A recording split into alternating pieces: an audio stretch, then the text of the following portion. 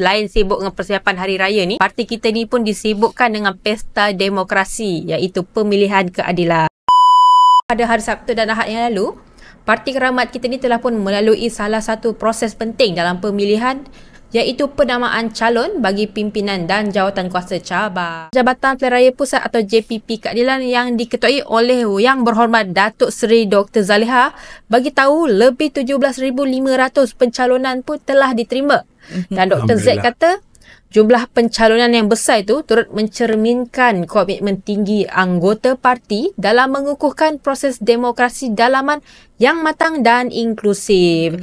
Jadi di sini kita dapat melihat yang parti kita ni dah dapat perhatian daripada seluruh rakyat Malaysia, dan ramai yang nampak potensi dan juga kekuatan parti untuk kekal menerajui kerajaan dalam penggal-penggal seterusnya. Pemilihan pimpinan Pusat Keadilan pula akan berlangsung pada 24 dan 25 Mei di Johor Bahru. Persada Johor Bahru bermula dengan pemilihan peringkat cabang dari 11 hingga 20 April depan. Jadi bulan depan kita akan mulakan dengan pemilihan cabang terlebih dahulu. Betul. Sedahsyat apapun persaingannya, seperti kata pepatah Melayu lama, biduk lalu kiambang bertaut.